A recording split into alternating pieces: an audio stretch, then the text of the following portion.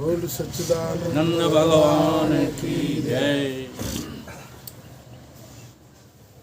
श्री राम जय राम। श्री राम जय राम। श्री राम जय राम। श्री राम जय राम श्री राम जय राम। श्री राम जय राम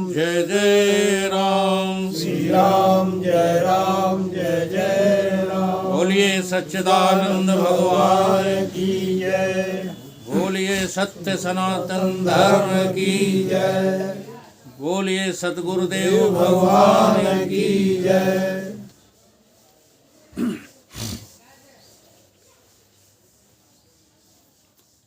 गुरु नानक देव जी ने एक शब्द कहा, सुख दुख जह पर से नहीं, बैरी मीत समान, कहे नानक सुन रे मना, ताहि समझ भगवान। सुख दुख पर से नहीं, सुख और दुख जिसको लगे नहीं, स्पर्श नहीं करते, हाँ लगे नहीं। अब किसको नहीं लगे?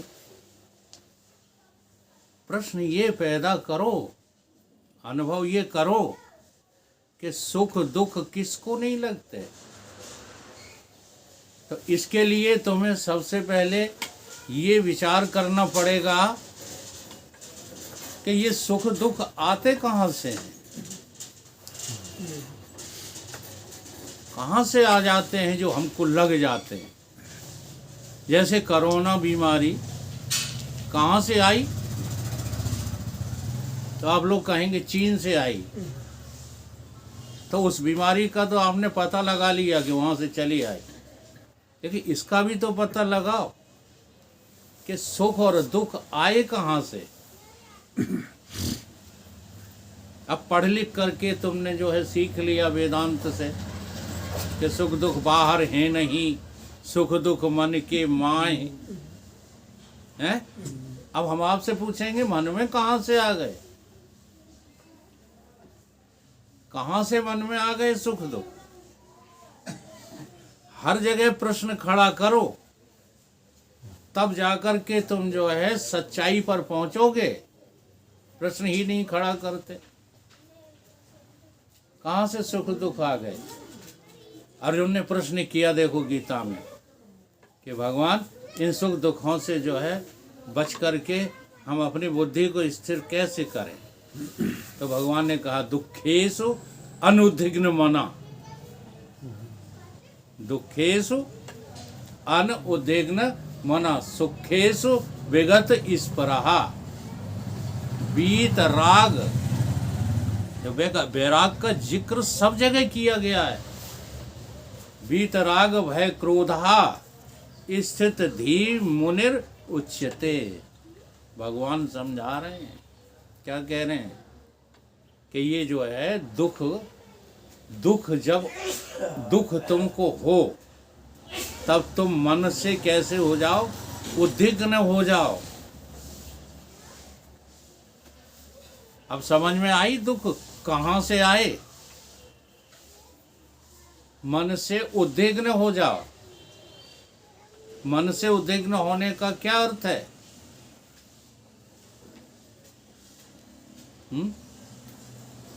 मन से उद्विग्न होने का क्या अर्थ है? तुम्हारी जो मैं है वो मन न रहे। तुम्हारी जो मैं है वो जब मन होती है, फिर क्या होता है कि जो उस मन की रखवाली में लग जाता है वो सुख बन जाता है, और जो उस मन को जो है विरोध में आ जाता है वो दुख बन जाता है। इसलिए एक जगह ये भी कह दिया कि मन एवं मनुष्याणाम कारणम बंध मोक्षयो। अब मन कैसे कारण हो गया बंधन का? वो कैसे कारण हो गया मोक्ष का? कैसे हो गया? जब तुम मन बने हो तभी तो हो गया। तो इसमें क्या तुमने गफलत की है, उसको समझना है। सुख दुख पर से नहीं, जब सुख और दुख जो है छुएगा नहीं तुम्हें, हाँ, तो किसको नहीं छुएगा? किसको नहीं छुएगा?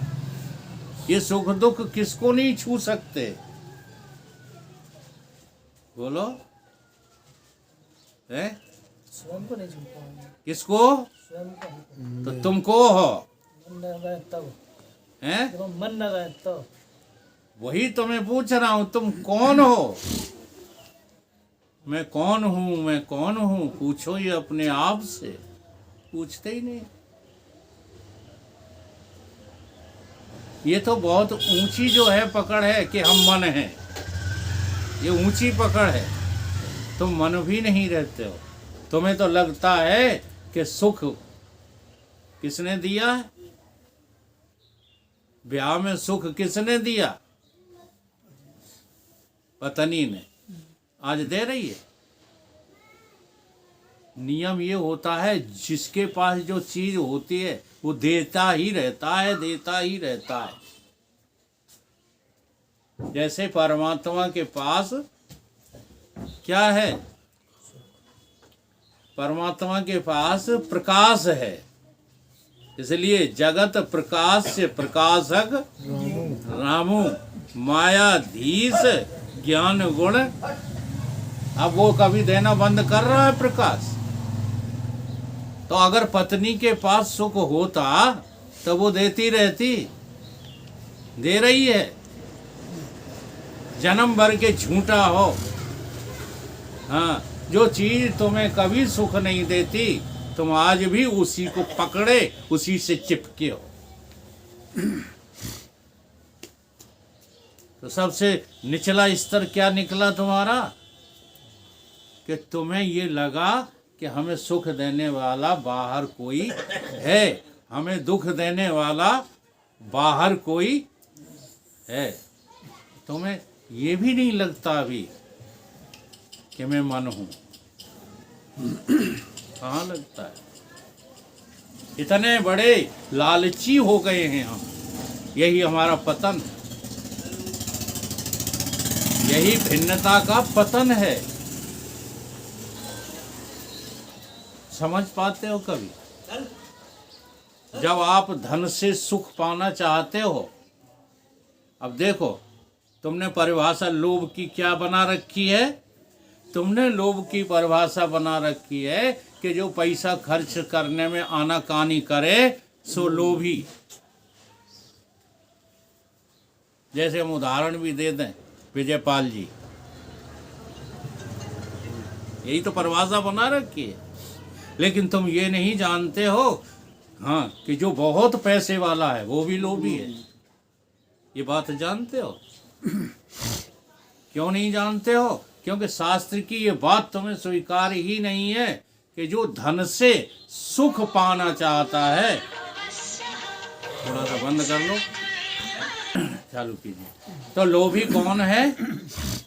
जो धन से सुख प्राप्त करना चाहता है, वो कौन है? वो लोभी है। चाहे वो पैसा खर्च करे चाहे ना करे, चाहे इकट्ठा करके धरे रहे, वो चाहे लौटाता रहे। जिसकी आस्था धन में है, जो धन से सुख प्राप्त करना चाहता है, वो लोभी है। ये गणित आता समझ में?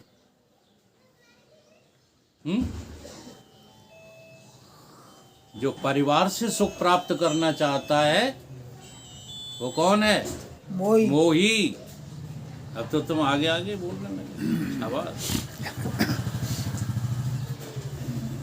जो परिवार से सुख प्राप्त करना चाहता है, बहुत बड़ा परिवार जिसका है वो मोही नहीं है।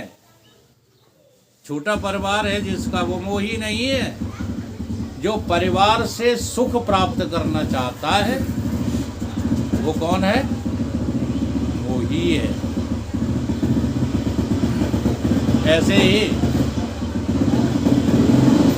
जो समाज से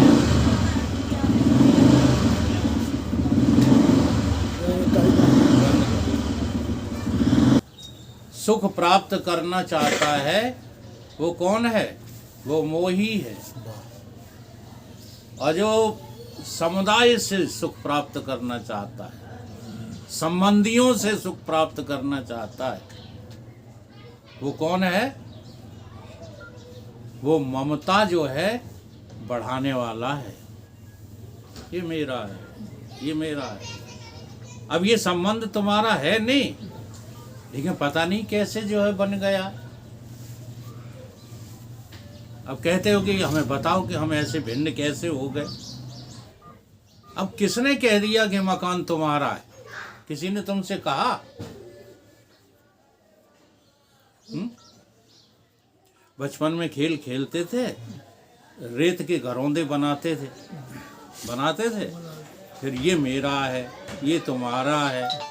अब किसी ने कहा तो नहीं। अब जो मेरा है वो किसी ने तोड़ दिया तो उसके लपड़ लगा देते थे। और वही सब खेल जो बचपन में खेलते थे वही जिंदगी भर खेल रहे हैं। वो अपने को तुम समझदार समझते हो, खेल वही चल रहा है। तो संबंधों से जो सुख प्राप्त करना चाहे वो ममता को धारण करने वाला है कि नहीं है? ये गणित कोई जो है तोड़ नहीं सकता, परंतु इस गणित पर, शास्त्र की इस सम्मति पर हमारा कोई विचार ही नहीं चलता। इनने दुख दिया, हम बड़े परेशान हैं, फलाना हमको परेशान कर रहा है। किसी को जिंदा आदमी परेशान कर रहे हैं तो किसी को भूत परेशान कर रहे हैं। और ये सब मन की मानी बातें झूठी हैं कि नहीं है? बोलो। अगर तुम इस पर रिसर्च करो, पंडित वही जो मन पे शोध है, मन का शोधन नहीं करते, बने पंडित फिर रहे हैं। शास्त्र याद करके सुनाते फिर रहे हैं पंडित। पंडित वही जो मन पे बोध है, राम नाम अंतस में शोध है, वो शोधन नहीं चल रहा है। अब जब देह से सुख प्राप्त करना चाहते हो तो तुम कौन हो जाते हो? देह की अनंतता चाहते हो। देह की अनंतता चाहते हो कि नहीं? अच्छा, डॉक्टर ने तुम्हें बचा लाए हैं तो किसको बचा लिया? तो तुम्हें लगता है ना कि हमें बचा लाए? सोचो इन बातों को। अब तुम इस देह की जो है अभिमान से सुखी रहना चाहते हो, किसी की अनंतता चाहते हो। तुम अनंत स्वरूप हो, इसके जानने के लिए कोई प्रयत्न है? कोई प्रयत्न नहीं है। इसी को अहंकार कहा है। यही अहंकार बढ़ते बढ़ते तुम्हें जो है कहाँ धकेल देता है? दुखालय में धकेल देता है। इस प्रकार से तुम्हारे मन में न सुख है न दुख है, केवल सुख और दुख की भ्रांति है। अब कितनी बड़ी भ्रांति कि मन में नहीं रही है वो। अब मैं ही सुखी हो गया, मैं ही दुखी हो गया। तो संत क्या कह रहे हैं? सुख दुख जही पर से नहीं। अब सुख और दुख नहीं परसा तो देखो, जब दुख आता है तो तुम्हें लगता है कि नहीं कि किसी ने दिया? अब जिसने दिया वो दोस्त है कि बैरी है? हैं? वो बैरी है, ठीक है। और जिसने तुम्हारे जो है शरीर को, मन को सुख दे दिया, वो कौन हो गया? वो मीत हो गया। अब नानक जी क्या रहे हैं, क्या कह रहे हैं, क्या समझा रहे हैं? बैरी मीत समान किसको होगा? जिसको सुख दुख पर से नहीं, जिसको सुख दुख छू ना पाए, तो तुम वही हो। ये कभी लगता है? कभी तुमको ये लगता है कि तुम वही हो जिसको न सुख छू सकता है न दुख छू सकता है? लगता है? और जिस क्षण लग गया, अब देखो नानक जी ने कही है ये बात, और है तुम्हारी श्रुति की, है तुम्हारे वेदांत की। वो कही किसने है? नानक जी ने। तो नानक जी को जब पता लगा तभी तो कही, और तुम बिना पता लगे चिल्लाते रहते। पता लगाओ, सुख दुख तुम में है नहीं, बैरी और मीत की कल्पना तुम्हारे में है ही नहीं। क्षणम ब्रह्मस्मि इति कुर्यात आत्मचिंतनम। श्रुति क्या कहती है? क्षण भर के लिए भी तुम्हें अपनी मैं का पता लग गया, क्षण भर के लिए भी, तो क्या हो जाएगा? क्षणम ब्रह्मस्मृति या कुर्यात आत्मचिंतनम, तो उसका चिंतन जो है तुम्हारा शुरू हो जाएगा। तन महापातकम अंति, फिर जितने पाप थे तुम्हारे इस तन के द्वारा, मैं, जब तुम इस तन को मैं कह करके, अच्छा अभी भी तुम जो काम करते हो वो आत्मा को मैं मान कर करते हो। ईमानदार बनो, झूठा नहीं बनो। आत्मा भी हो और काम में भी फंसे हो, हैं? बताओ नेगेटिव वाले पॉजिटिव, क्या नेगेटिव है क्या पॉजिटिव है? ये सारा संसार जो है नेगेटिविटी में जी रहा है कि पॉजिटिविटी में? होश संभालो, अपना होश संभालो शरीर वाले। अच्छा, अब ऐसा होगा कब? शरीर के मरने के बाद। वो ज्ञानी नहीं हो सकता जो ये कहे कि जब शरीर नहीं रहेगा तब हम आत्मा का पता लगा लेंगे।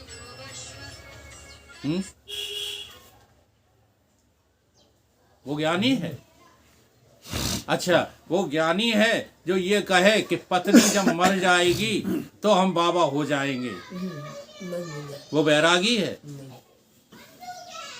अरे महाराज, सबके रहते हुए बने रहे पत्नी, बनी रहे बच्चे, बने रहे मकान, बनी रहे दुकान, तुमको अपनी बुद्धि में ये लगना चाहिए क्या कि ये मैं नहीं, ये मेरे नहीं।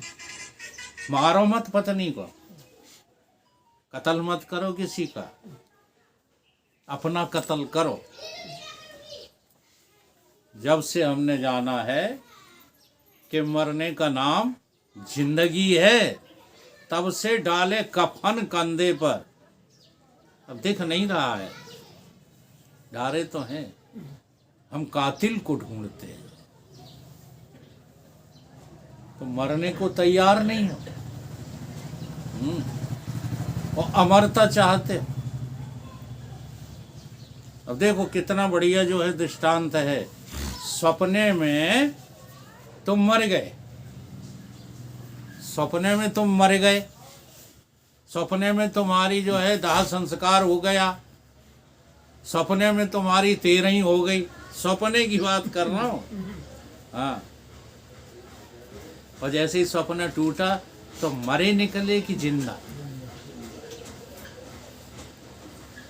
बोलो, तो मर कौन गया था? अब बेईमानी मत करो इसमें।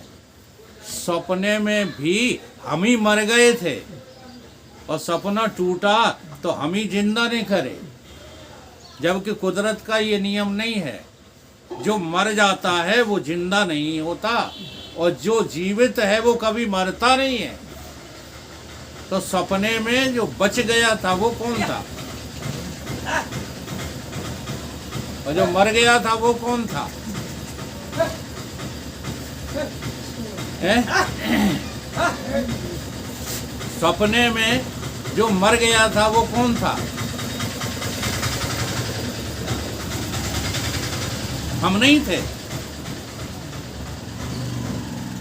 हम ही तो थे। जो मर गए थे वो हम ही थे, और जो जिंदा बचे वो को है? अब कुछ दारोमदार समझ में आ रहा है?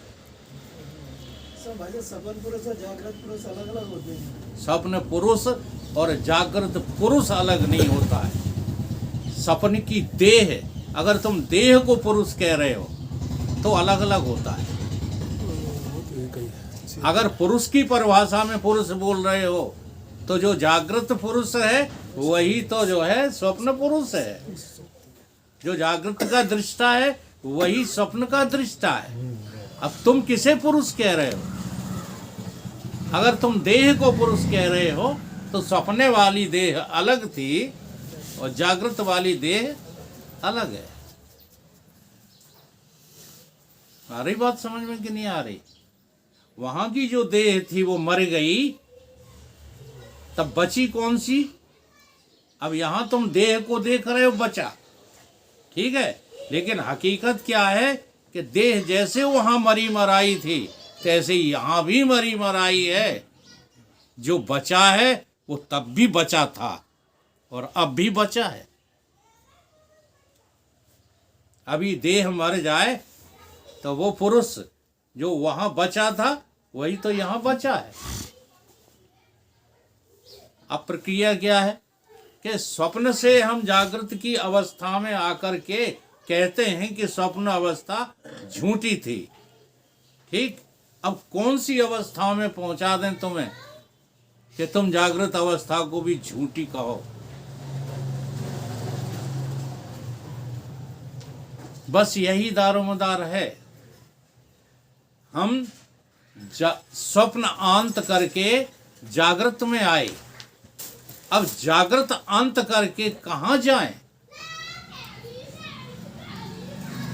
कहीं जाने को जगह है? अब बताओ, जब कहीं जाने को जगह ना हो, जब तुम्हारे पास कहीं रहने को जगह ना रहे, तब तुम फिर ये विचार करो कि अब हम रहें कहाँ। तो जब कहीं जाने को जगह ना हो तब सीधे इसीलिए जो है श्रुतियों में ये कहा गया है, परीक्ष लोकान कर्मचितान ब्राह्मणो निर्वेद माया न अस्ति अकृतः कृतेन।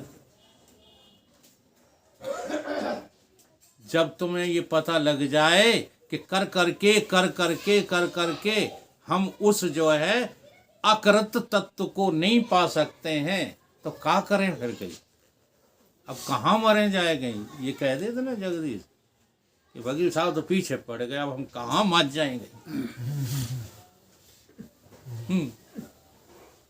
तब कहा गया है तद विज्ञान अर्थ।